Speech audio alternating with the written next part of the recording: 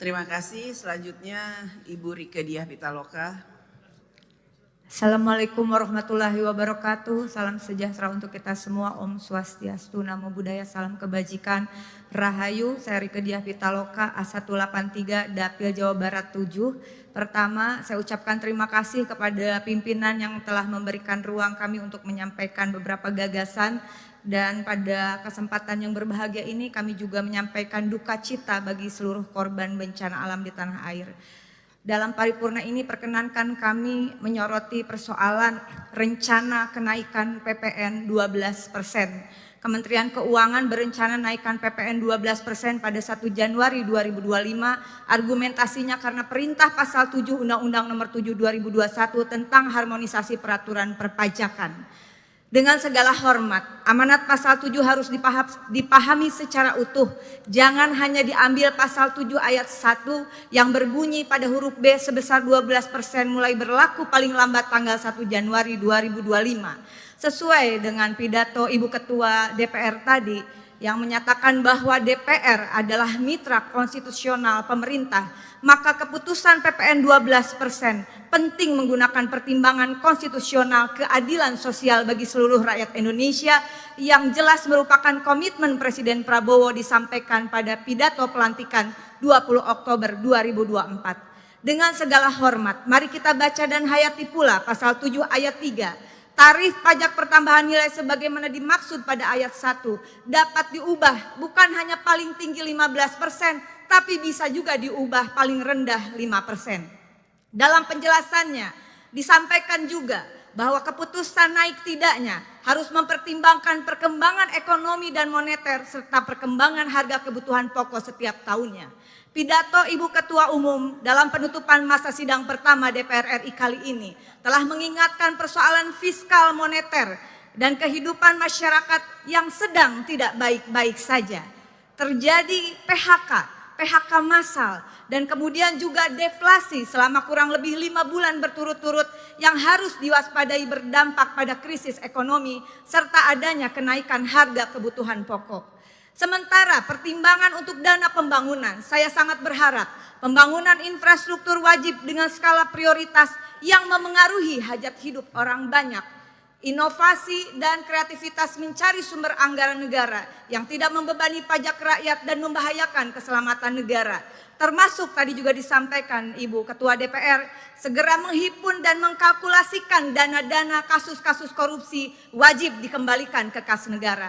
Dengan ini, dengan seluruh kerendahan hati, saya merekomendasikan di rapat paripurna ini mendukung Presiden Prabowo. Pertama, menunda atau bahkan membatalkan rencana kenaikan PPN 12% sesuai dengan amanat pasal 7 ayat 3 dan ayat 2 Undang-Undang Nomor 7 tahun 2021. Kedua, ya terima kasih, mohon dukungannya dari semua pimpinan dan anggota dan seluruh rakyat Indonesia.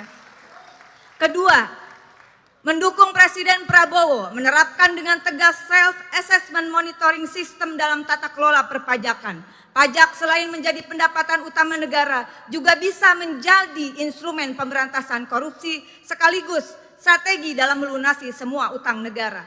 Kemudian sistem ini juga akan melahirkan satu data pajak Indonesia agar negara mampu menguji SPT wajib pajak, akurasi pemetaan, perencanaan, penerimaan, dan pengeluaran negara secara komprehensif termasuk pendapatan yang legal maupun ilegal. Sistem ini insya Allah akan memastikan seluruh transaksi keuangan dan non-keuangan wajib pajak wajib dilaporkan secara lengkap dan transparan.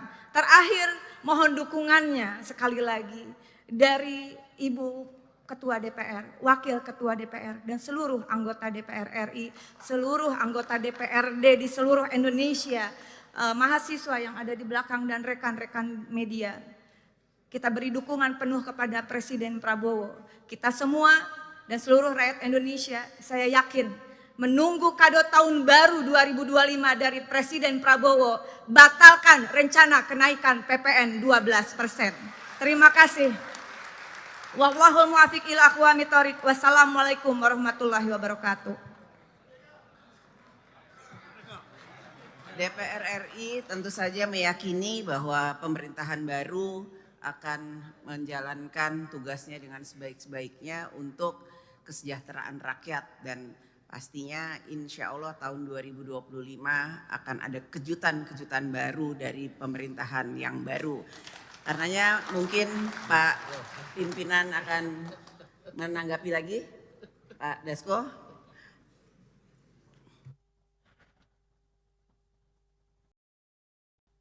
Menaikkan pajak barang mewah sebesar 12%, menurunkan pajak yang berguna bagi masyarakat. Itu usulannya. Usulannya begitu, setuju nggak?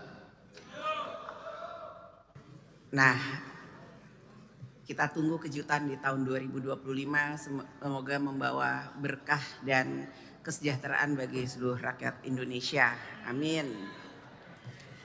Sidang Dewan yang kami hormati, dengan demikian selesailah acara rapat paripurna hari ini. Selaku pimpinan rapat, kami menyampaikan ucapan terima kasih kepada yang terhormat para anggota Dewan dan hadirin sekalian atas kehadirannya dalam mengikuti rapat paripurna Dewan hari ini.